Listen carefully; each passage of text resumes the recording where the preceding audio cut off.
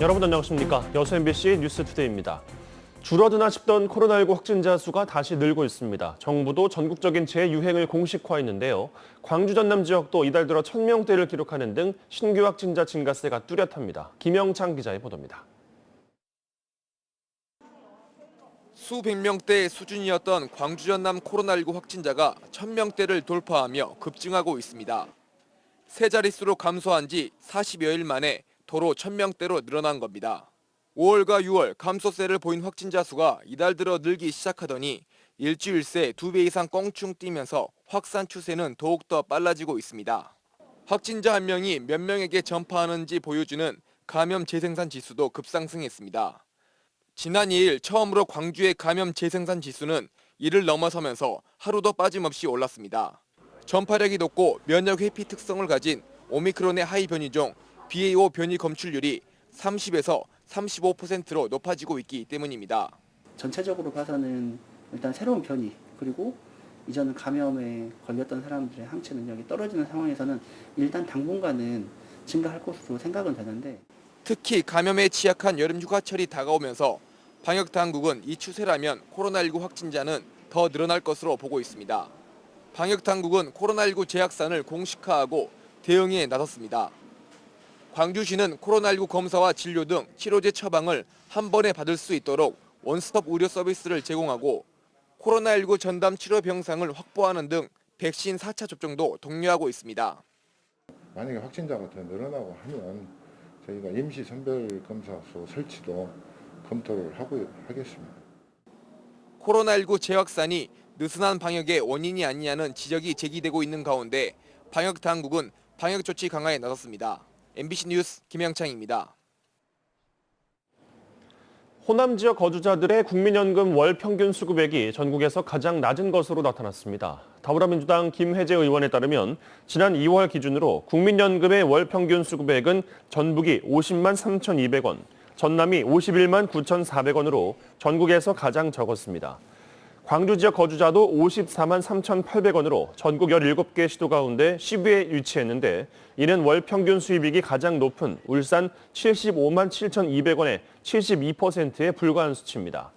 김 의원은 국토 불균형과 수도권 집중 등의 영향으로 격차가 심화되고 있다며 추가적인 사회 안전망 구축이 추진돼야 한다고 지적했습니다. 지난달 광주 전남 지역의 주식 거래량이 큰 폭의 감소세를 보였습니다. 한국거래소 광주사무소에 따르면 6월 중 광주 전남 지역의 거래량은 6억 8천여만 주로 9억 주 가까이 거래됐던 5월과 비교해 15.4%가 줄었습니다.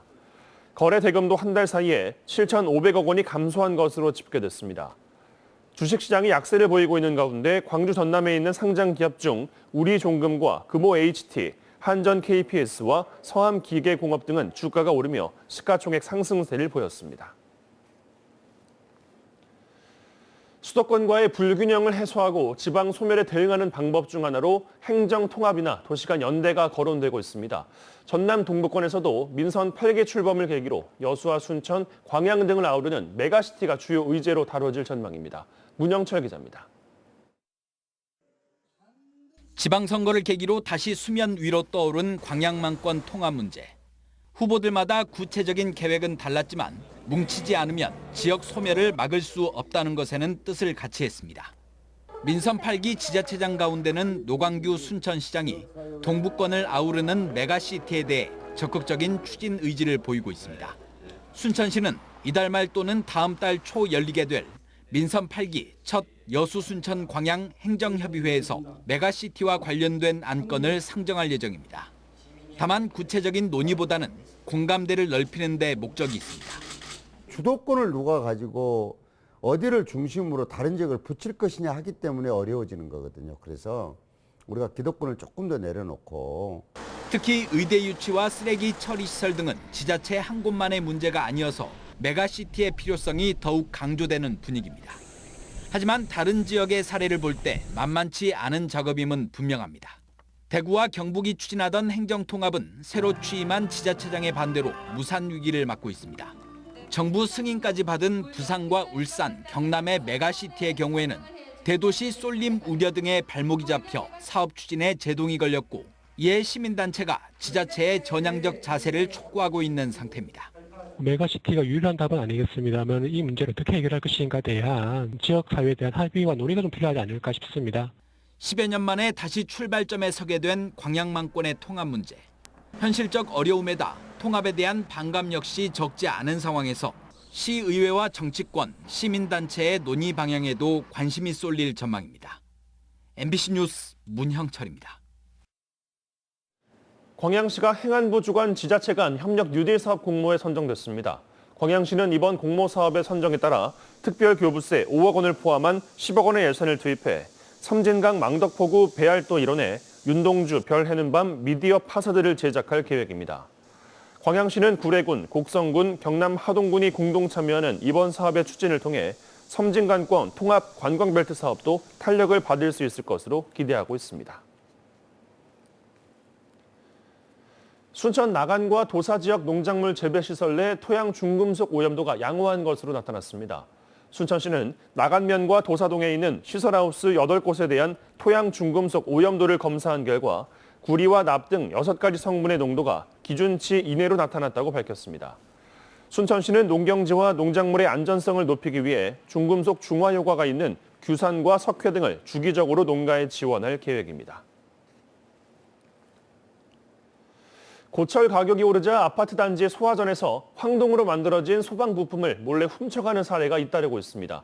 훔쳐간 부품은 고물상에서 비싼 값에 거래되고 있는데 소방 부품 도난으로 화재 대응을 제대로 하지 못하는 경우가 늘고 있습니다. 강서영 기자입니다. 소방 호스가 방향을 잃고 이리저리 흔들립니다. 물의 압력과 방향을 조절하는 부품인 관창이 없어 제 기능을 하지 못하는 소방 호스의 모습입니다. 최근 지역 아파트 단지 소화전에서 주요 소방 부품인 관창이 잇따라 도난당하고 있습니다. 최근엔 90여 세대가 사는 광양의 한 아파트에서만 관창 20개가 한꺼번에 사라졌고 지난달에는 광주 7개 아파트 단지에서 관창 527개가 사라졌다 절반가량이 고물상에서 발견됐습니다. 관창이 고물상에서 거래되는 황동으로 만들어졌고 최근엔 고철값도 올라 절도가 기승을 부리는 건데 관창이 없으면 비상시 소화전이 무용지물이 돼 큰 화재 위험에 노출될 수밖에 없습니다.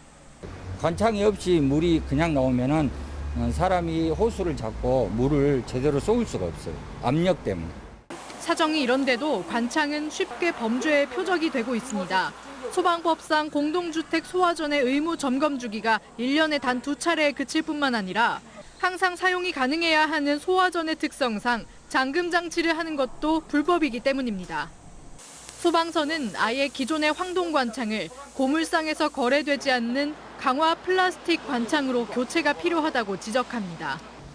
이 관창은 고물상에서 취급 자체를 안 합니다. 그래서 도난의 염려가 아예 없습니다. 전남소방본부는 고물상 등지에서 관창을 대량으로 거래하려는 정황이 있을 경우 곧바로 소방서에 신고해달라고 당부했습니다. MBC 뉴스 강서영입니다. 중학교 교직원 관사에서 여성 교사의 욕실을 몰래 촬영하던 남성이 붙잡혔습니다. 같은 학교 동료 교사였습니다. 박종호 기자가 취재했습니다. 전남의 한 중학교 교직원 관사입니다. 지난달 20일 새벽 0시 20분쯤 관사 욕실에서 샤워를 하던 여성 교사는 끔찍한 일을 겪었습니다. 누군가 복도 쪽에서 환기용 유리창을 열고 휴대전화로 자신을 촬영하고 있었던 겁니다. 늦은 밤인데다 관사 출입문이 비밀번호로 잠겨 있어 용의자는 학교 관계자로 좁혀졌습니다. 경찰이 창문틀과 창문에서 찾아낸 지문을 학교 관계자들과 대조한 결과 범인은 피해자와 같은 학교 동료인 30대 남성 교사로 밝혀졌습니다. 이 교사는 같은 관사에서 여성 교사의 바로 윗집에 살고 있었습니다. 그 선생님이 이제 관사에 와서 여기서 이제 사무실에서 이제 샤워를 하는 도중에 이렇게 창문을 통해서 이렇게 촬영을. 이 남성 교사는 범행 사실이 드러난 지난달 20일 오후부터 휴가를 쓰고 출근하지 않다가 경찰이 학교 측에 수사 개시를 통보한 지난달 29일 직위 해제됐습니다. 담당 과목 수업은 교감이 대신하고 있습니다. 분리 조치가 되고 있는 중에 그동안 연가를 쓰고 있었어요. 네. 그래가지고 뭐 이제 저희들이 징계 절차에 의하면 직위 해제하는 게 이제 징계 절차 중에 시작입니다. 경찰은 입건된 남성 교사의 휴대전화를 압수해 추가 범행 여부도 조사하고 있습니다. MBC 뉴스 박종호입니다. 광양시가 여름철 도시공원 분수시설을 가동합니다. 광양시는 여름철 시민들의 무더위 해소를 위해 오는 18일부터 한 달 동안 우산문화공원, 마동체육공원, 중동 23호 광장, 와우 생태호수공원 등 도시공원 4곳의 분수시설을 운영하기로 했습니다.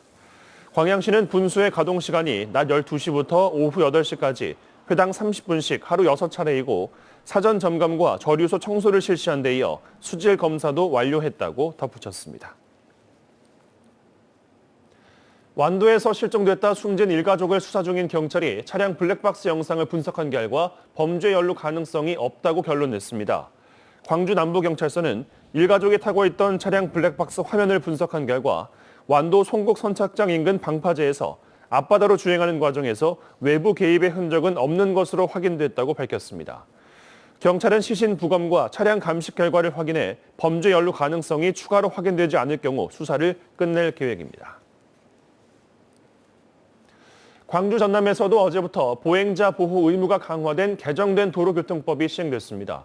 광주 전남 경찰청에 따르면 운전자는 보행자가 통행을 할 때는 물론 하려고 할 때도 일시 정지해야 하고 어린이 보호구역 내 신호기가 없는 횡단보도에선 보행자의 횡단 여부와 관계없이 잠시 멈춰서야 합니다.